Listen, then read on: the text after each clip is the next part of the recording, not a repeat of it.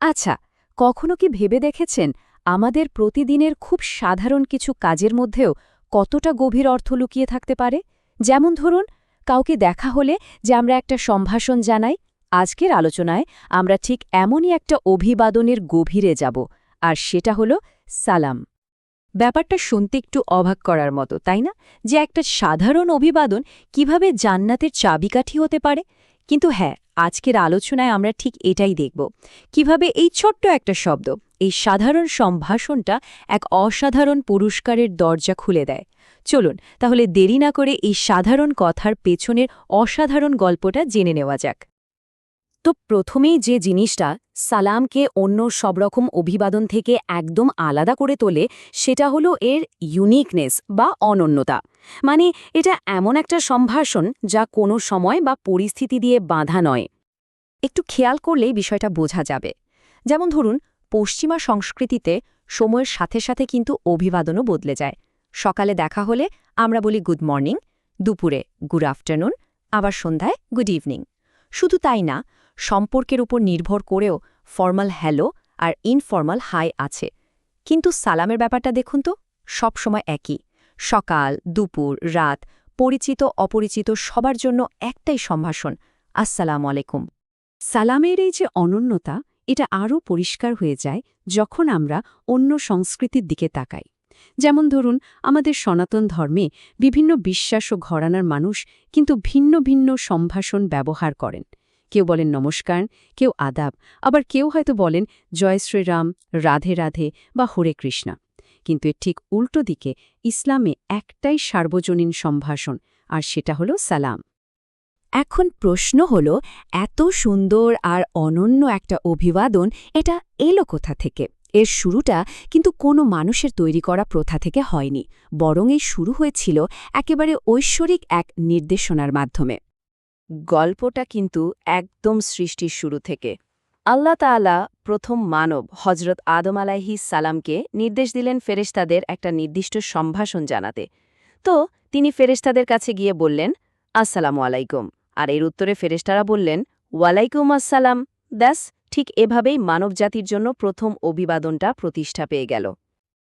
আচ্ছা, এই যে আমরা আসসালামু আলাইকুম বলছি, এর আসল মানেটা কি?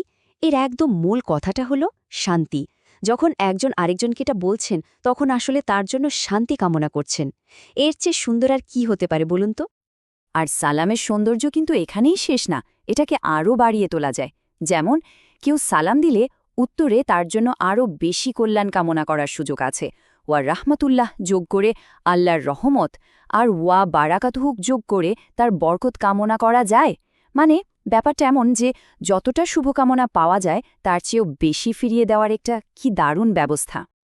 এবার চলুন একটা গল্প শোনা যাক। এটা শুধু একটা অভিবাদন নিয়ে গল্প না, এটা হলো ভালোবাসা আর আত্মত্যাগের এক অসাধারণ উদাহরণ, যা সালাম দেওয়ার যে স্পিরিট তার একদম গভীরে লুকিয়ে আছে। গল্পটা মহান নবীর দুই সাহাবী, হজরত আলী রাদিয়াল্লাহু আনহু এবং হজরত আবু বকর রাদিয়াল্লাহু আনহুকে নিয়ে। তাদের মধ্যে খুব সুন্দর একটা নিয়ম ছিল।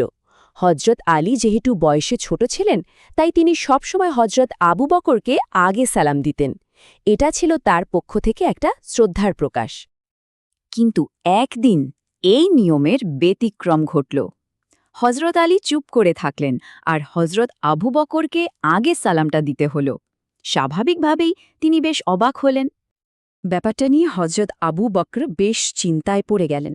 তিনি সোজা রাসূল সাল্লাল্লাহু আলাইহি ওয়াসাল্লামের কাছে গেলেন, আর একটু যেন নালিশের সুরেই বললেন, আমার মনে হচ্ছে আলী আমার ওপর কোনো কারণে অসন্তুষ্ট। ও তো প্রতিদিন আমাকে আগে সালাম দেয়, কিন্তু আজকে দিল না। এরপর হজরত আলীকে দেখে এর কারণ জিজ্ঞেস করা হলো, আর তার উত্তরটা ছিল এক কথায় অবাক করে দেওয়ার মতো। তিনি বললেন, ইয়া রাসূলাল্লাহ, আমি গতরাতে স্বপ্নে দেখেছি যে ব্যক্তি আগে সালাম দেবে তার জন্য জান্নাতে একটা প্রাসাদ তৈরি হবে। আমার মনে হয়েছে ওই প্রাসাদের সবচেয়ে বেশি হকদার তো হজরত আবু বকর, তাই আমি আজ ইচ্ছে করে একটু দেরি করেছি যেন তিনি আগে সালাম দিয়ে ওই প্রাসাদটা পেয়ে যান। একবার ভাবুন, কি অসাধারণ একটা আত্মত্যাগ।